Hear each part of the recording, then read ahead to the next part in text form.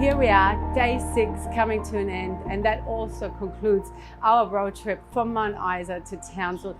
Today it's all about our supply chain coming into the Port of Townsville, the global highway to the world. So as we are driving from Charters Towers into the Port of Townsville, we'll stop at the industrial corridor, which is Lansdowne, as well as the state development area, and we'll learn more about the Townsville Eastern Access Rail Corridor before meeting the Minister for Northern Australia. Lansdowne's located about 40 kilometres west of Townsville on the Mount Isa to Townsville road. It has direct access to the port using B-triple vehicles if you wish to.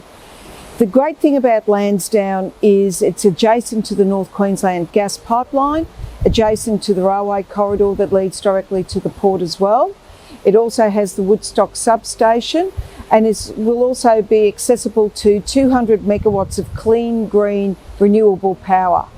This precinct, this eco precinct, already has a number of key groups signed up at construction at the moment, including Drive at North Queensland, Edify Energy, QPM, Queensland Pacific Metals, as well as Imperium 3 for battery technology. We have the capability to bring in all the renewables into this eco precinct, which will mean that whether you're refining nickel, making batteries, or any other form of manufacturing, including hydrogen, you'll be able to stamp it as green. Welcome to Stuart. This is where the Mount Isa rail line meets the North Coast line. It's where the congestion of the rail line starts to come into the port. This is why it's so important to keep a close eye on the Townsville Eastern Access Rail Corridor. It will take trains out of the city and will allow 1400 metre trains to come directly into the Port of Townsville. We're really keen to get the business case reviewed now that the port expansion has been approved, now that we're seeing all of the developments we saw over the last couple of days along that corridor. It is important to make sure that this logical supply chain investment is not taken off the table. It is key for the development of Northern Australia. The future of Northern Australia starts here. Townsville is the capital of Northern Australia for many reasons. We are the quickest port to the Southeast Asia market.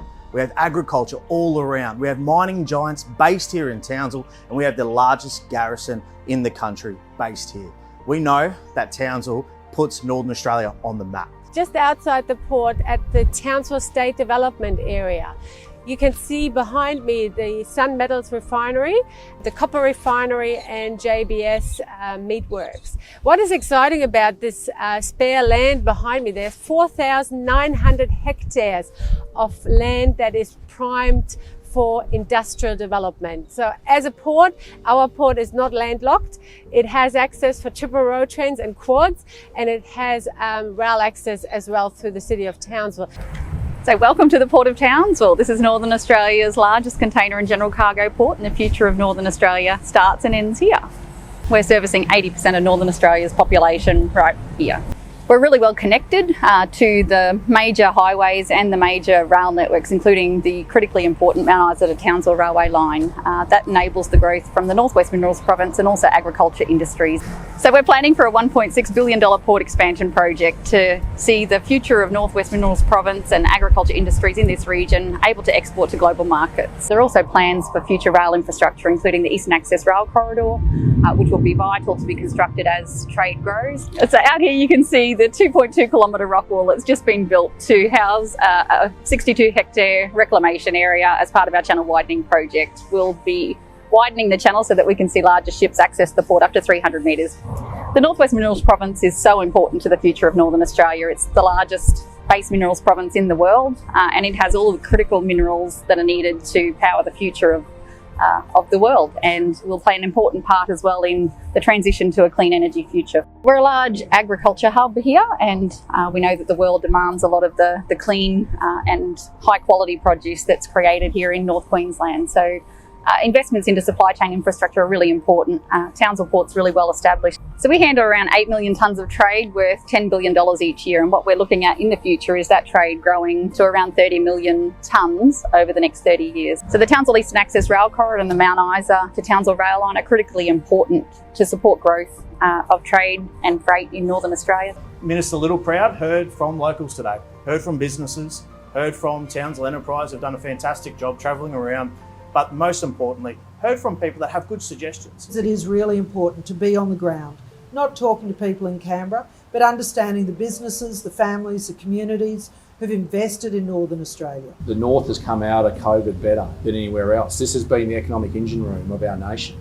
Pivotal to link those supply chains to put in place. And the best way to do that is with the infrastructure department, to make sure that our roads, our rail, our port is there to be able to get our product out. While the optimism and buoyancy on the ground was fantastic to see, there was also a lot of talk about those enablers for the North that we really need to unleash the potential for Northern Australia to grow. Affordable power, affordable transport costs, skills, as well as insurance and banking support. That will enable the North and be something we will take to the federal election and make sure that the North will get its fair share. It's been a fantastic opportunity, and I wanted to say thank you to everyone that hosted us, fed us, made us welcome along the corridor, and it's been a wonderful experience. So I can't wait to see you all again next year.